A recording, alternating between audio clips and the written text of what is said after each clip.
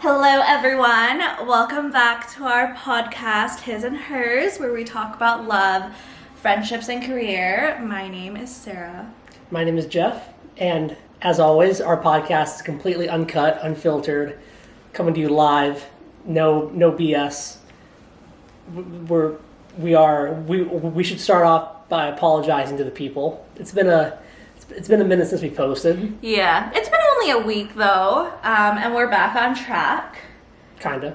And it's not because we argued. We just got busy with a dog. Life. Parents. We have actual jobs. We have a baby. And we have a dog now, which they tell you that when you get a dog, it's your life changes. Mm-hmm. It's hard to really understand that until you have it though, right? Well, I feel like my life is definitely better. Like, anyone who's like, oh, you shouldn't get a dog in your 20s, like, I don't really know what they're talking about. But that is a very good, smooth transition to our podcast topic today, Nice segue. Oh, a segue. He just interrupted me. A segue into our topic today. Do your 20s matter? In love, friendships, and careers.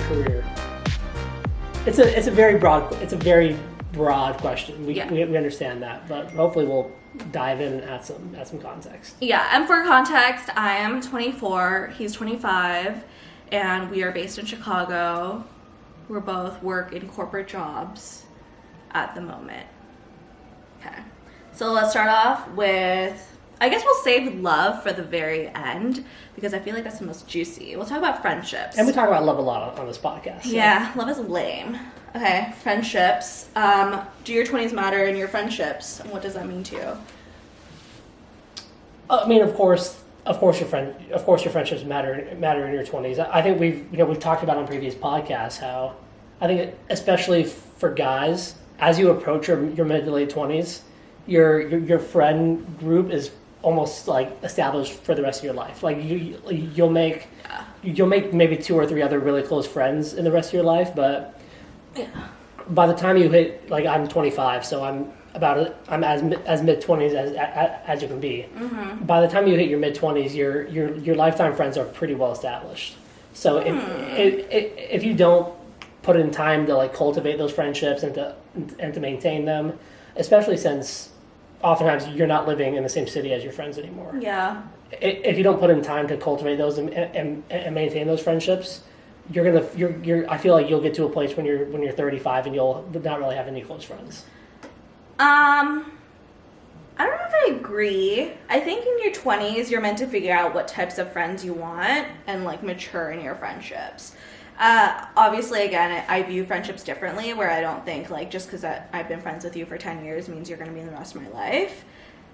It's quite the opposite. I think a lot of friends are there for seasons, and that's just how life is. Everyone kind of outgrows people.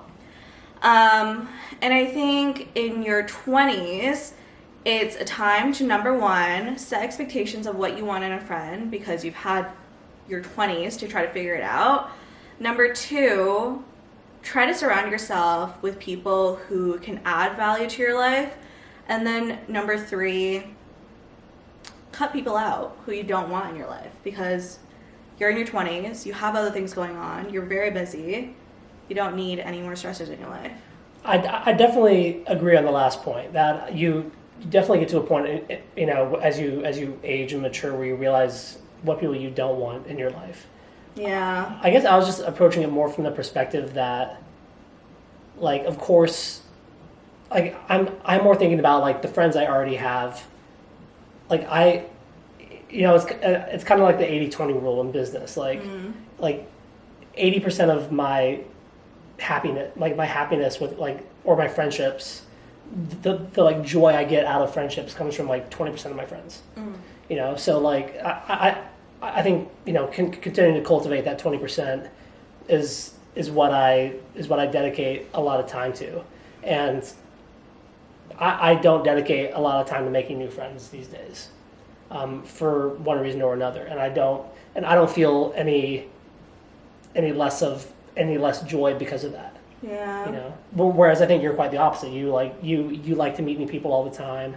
You're always kind of like cycling people, like new people in into your life. Just recycling people in and out. Cycling, not recycling, cycling.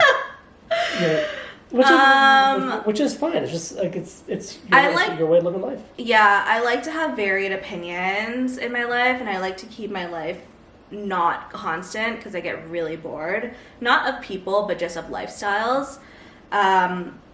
But kind of back to the topic, do your 20s matter for your friendships? Then I guess our answer would be yes, absolutely. Because there are people in your lives likely forever. There are people that you should cut out because you don't want them in your life forever. It's also a time for me to personally explore what I'm looking for in a friend, because your expectations do change after you graduate college. Because you're no longer going to the same place every single day. Now you might see them once every 4 months. Are there friends who just are horrible at communicating? And are you willing to put in that effort to maybe see them in person once a year? Or are they not worth it?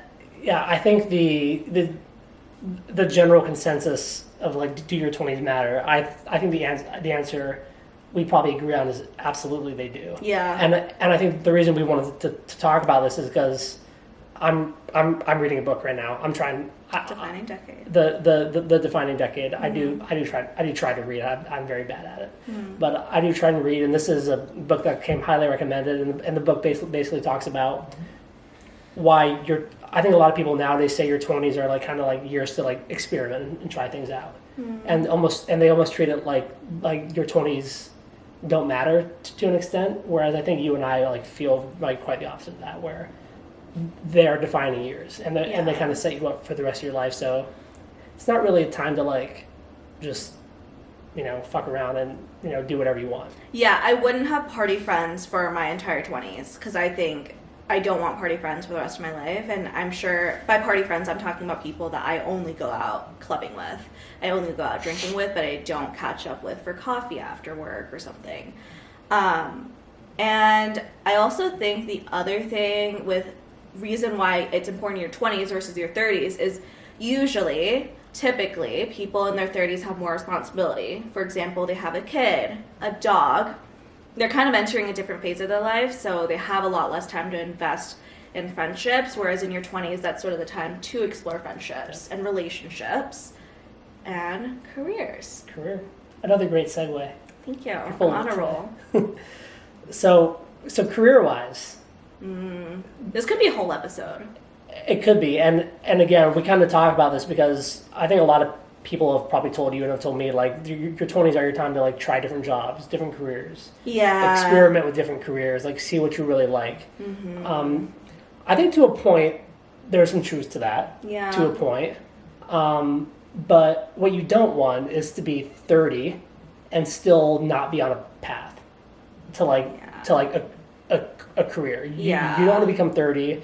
You've tried 12 different things in your 20s and you still don't know what you like. You still don't. You don't have any navigation. You don't have.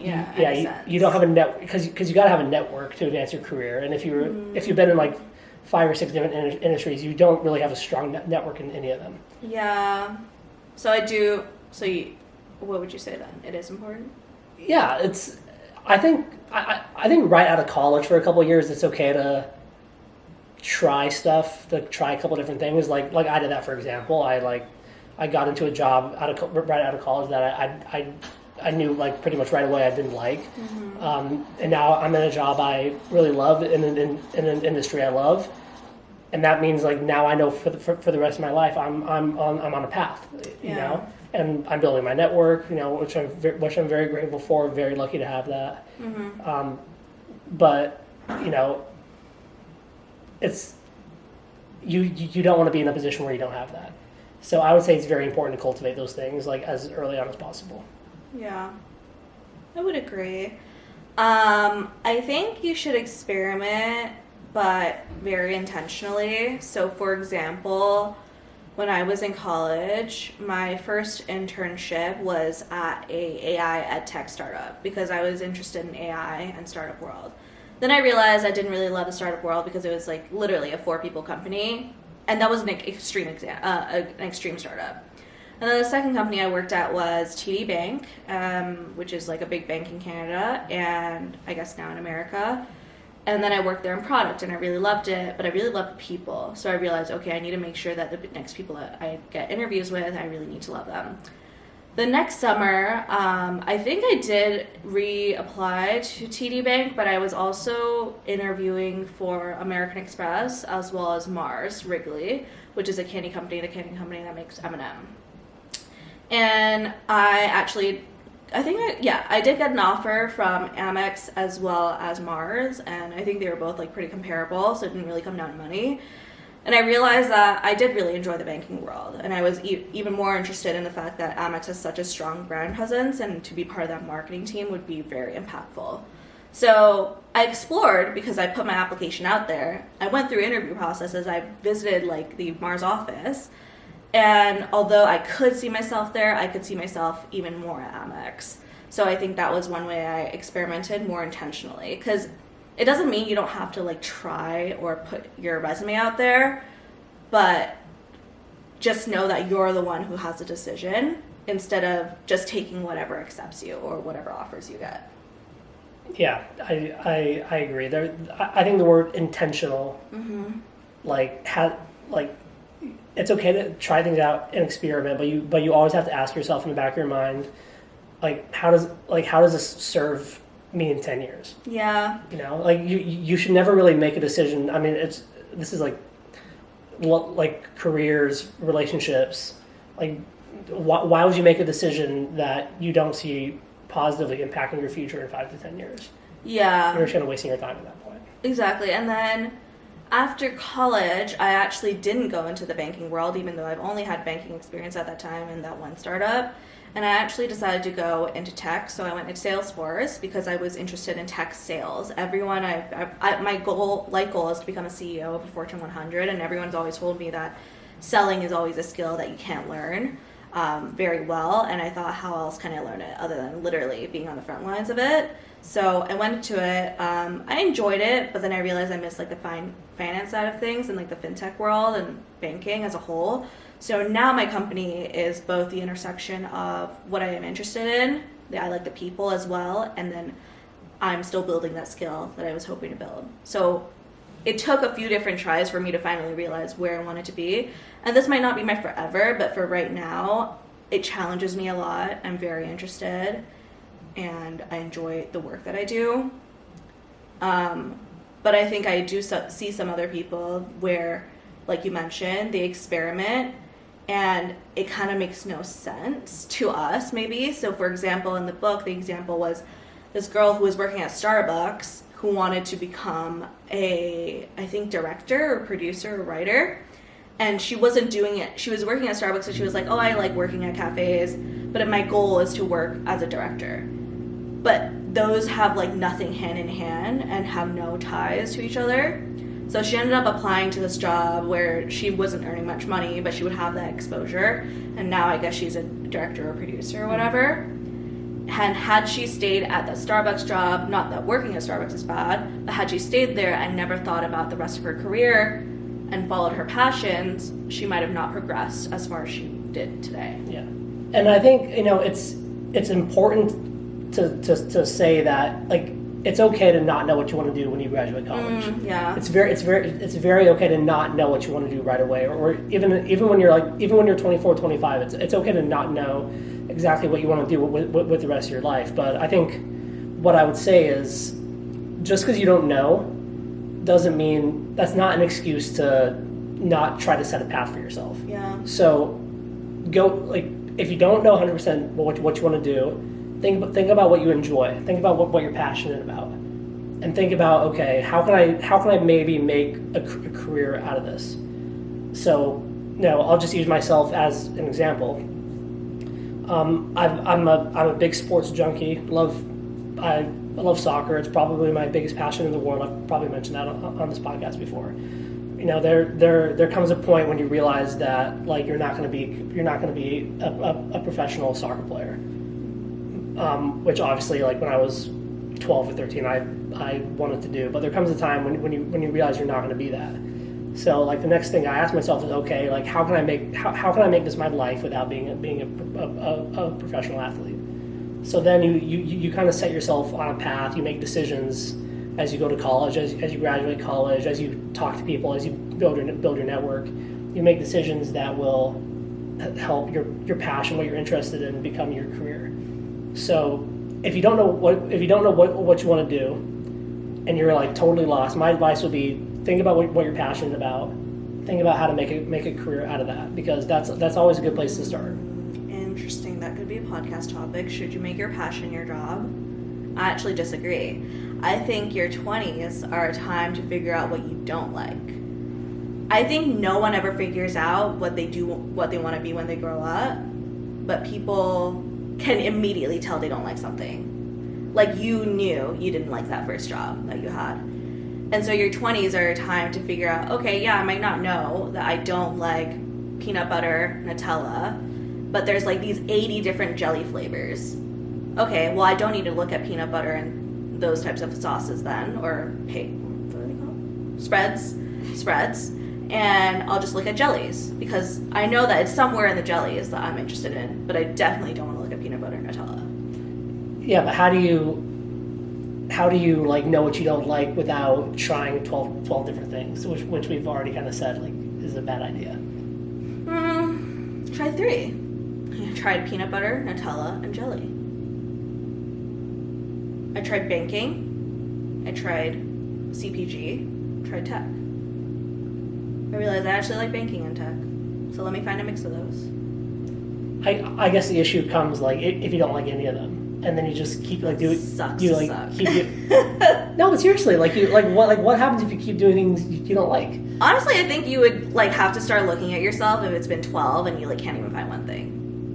I think that's an inner problem. Fair. You know? That's fair. I mean, it's just 2 different ways of answering the same question, I guess, right? Like yours is more like process of elimination. Yeah. And my attitude is more like, well, everybody in the world, even the most boring person in the world, has something they like something they're interested in. Like, say you're like maybe you're really passionate about like dining room table chairs. You know, like how do I make that your life? Like you can sell them, you can build them, you can. I guess. You know. But that's a really hard job to find. That's not like as easy as like maybe an internship in marketing at a corporate company. No, it's true. That's true. That's really hard, yeah. But you know, if you don't know what you like, if you don't know what path you want to go down, how do you even know like what internships to look for? You know, there's a million different kinds of internships. Like, do you just take like the first one that comes to you and make your career out of that? That's a decision you can make. I mean, I would hope that your college degree is at least something you're interested in, that you invested 4 years into. I think that's a pretty good way to get some direction. It's true, but there are so many people who are like undecided by the time they're in their junior year of college and they're undecided still. Oh, I think that's an American thing. It might be. Yeah, because in Canada you have to decide, I think. Yeah. By your second year. Yeah. In the U.S., I mean, especially at most liberal arts schools, they don't really force you to choose until you're a junior. So you could be 20. You could be 20 years old and not know what you want to do, which is fine. Again, like that's okay. I mean, I think it's okay to not know what you want to do, but I don't know if it's okay to not know anything about what you like and don't like.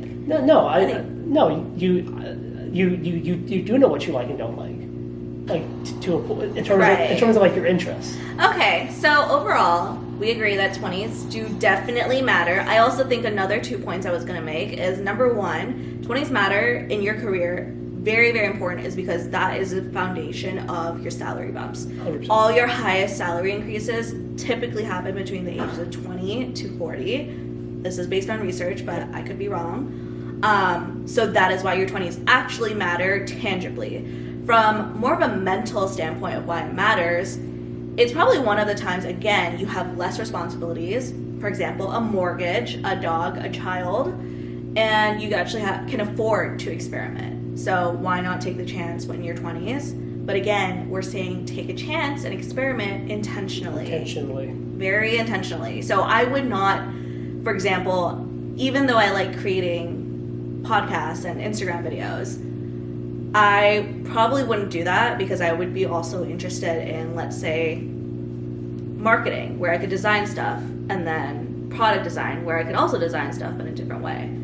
Like, there's just different ways of exploring things without doing, for example, working at like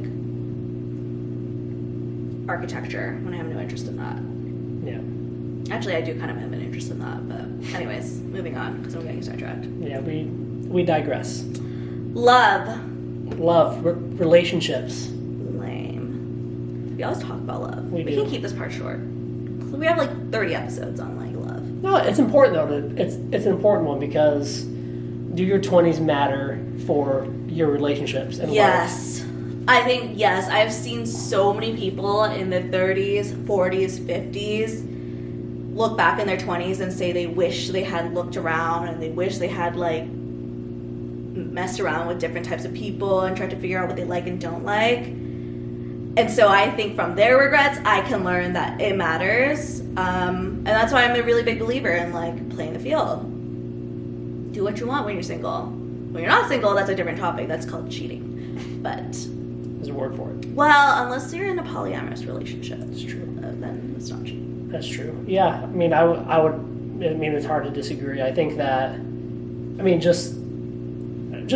first of all, from the pure standpoint of like finding a life partner at that age, just probability wise. Oh yeah. And numbers wise, like the older you get, the smaller the field gets. Yeah. Right. So I think, and again, if you're watching this and you turn 30 in a week and you're single, like we don't want you to panic. Like there's no reason to panic at all. It's just more statistically. I'm a numbers guy. I'm very analytical, so I approach every question from a numbers perspective, and like it's just like a fact, like the older you get, the smaller the dating field gets. Yeah. Which is why like being in a serious relationship at this stage, like it feels like there's a lot of pressure off of me right now.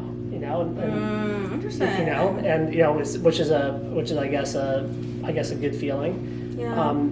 But on the converse to that, you definitely hear of people who are 40, 50, and have been married, and maybe divorced one or two times, or are still married to the person they met in high school, who would like over a private in a private conversation would probably tell you, yeah, maybe I tied myself down too quick. I didn't play the field. I didn't experiment. I didn't look a bit more closely at things. Yeah, I also think the other thing is like the reason why, given the fact that there's less of a pool when you're older, you should be very careful of who you spend a lot of time with in your 20s, because the biggest financial decision you'll ever make in your life is not actually what bank you choose or investments, it's your partner. Because they're in it for a lifetime. They could be bringing you up and uplifting you, or they could be holding you back. And your 20s, again, is a time where a lot of things changes. There's a lot of progress to be made and can be made, but if there's someone holding you back so early, I would try to minimize the time I spend with them. So, for example, there was one of my past relationships, I felt like we just didn't have the same level of ambition. And it didn't feel like he held me back, but I also knew I didn't see a future with him because we just weren't aligned. Because of that, I should have left a bit earlier, but I didn't. And so looking back, I would have left earlier, much earlier. But, I learned my lesson. And yeah, I would say that's why 20s do matter in your love life, because it'll impact your life in every single other way. Even your friends. Like, I hang out with your friends and you hang out with my friends now. So if I don't like your friends, that's a problem. So I also do hear a lot about people being like, oh, it's your 20s, like you can make mistakes and fuck around, but like trauma sticks with you forever sometimes. And I don't know if I would put myself in a position where I'm like, oh, I'll just give him one more chance and one more chance and one more chance. I don't think I would do that, because you have to protect yourself and your well-being. And yeah, you might not feel the direct impacts now, but that person gaslighting you for 4 years straight, you're going to see some impact of that in like 8 years down the line in your marriage. Yeah. Yeah. There's some, I'm not going to call him out on the pod, but there's someone very close to me who told me once, I don't know if I've told you this or not. I've told a couple of my friends this, and people I think a lot of my friends find this really impactful and they take it to heart, but it kind of goes against what we're saying. And this person told me once, your 20s are just practice for being married. Like in terms of like with the same person. No, just practicing like dating and just like being in like relationships. True. And I agree with it to a point. I think that kind of minimizes the relationships you have in your 20s. Yeah. My own spin on that saying is that your 20s are practice until it's not. Yeah. Until it's not. Very good point. So like we both had past relationships where like, you know, we're no longer in those relationships, but we can look back on them and like reflect on things we learned and things we do differently.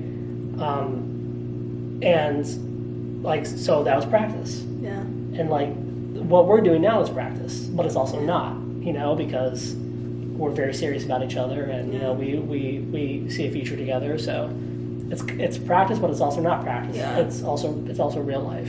Yeah, I would agree. Very, very true. I'll tell you off the record who said that. Okay.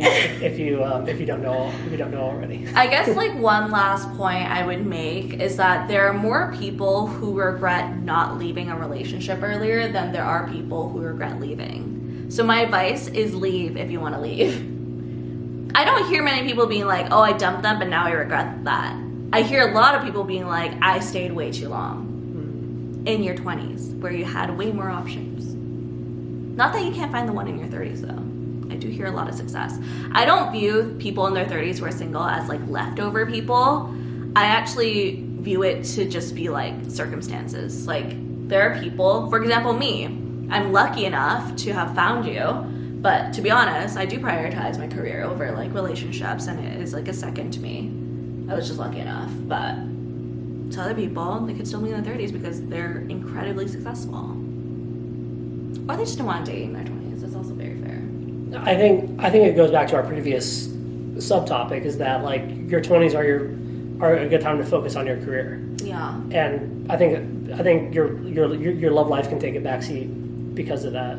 I think a lot of people, like I know right now, that are in serious relationships met in college, like before they graduated. Yeah. So like they almost don't need to put that time into cultivating that relationship now because they've already put in the work before, you know, they started their career and all the other distractions that, you know, being a real adult, you know, kind of come with. Yeah. So I think it is hard to find time to date in your 20s, and as we've talked about on this podcast before, you know, you're gonna get out of it as much time and effort as you put into it. It's very hard to expect to find someone if you don't want to put any time into it. Yeah. And it's just hard for some people to do that. Are we losing battery? Okay, I think we're losing battery, so we're gonna cut it there. My question for him, his question of the week. Oh, it's a light. We're good. Sorry if it just got a bit darker. The question of the week to you is, what is your Starbucks order? A grande iced mocha with no whipped cream. Normal milk too, because he's honestly any milk they want to give me. Like, you're not an oat milk fan though. Anyways. Yeah, I'm not picky on milk. I'll take whatever milk they give me. I typically just get whole milk. I'm very picky. Anyways, thank you for listening to another week. We promise to be better next Tuesday. Monday. or we won't, because we don't make any money doing this. So no, I like to stick to a schedule though. I'm a human right. of habit. Next time you'll see Harper, our little baby. We post Mondays and Thursdays in the morning for your commute. And except today we post Friday night. Subscribe. Like, we're on Spotify now, I think. Kinda. What we're figuring out. Some of the episodes are on Spotify. Yeah. Give us the weekend to get the rest of that sorted out. But leave a like, leave a comment, share, subscribe. Tell me your favorite Starbucks order. Okay.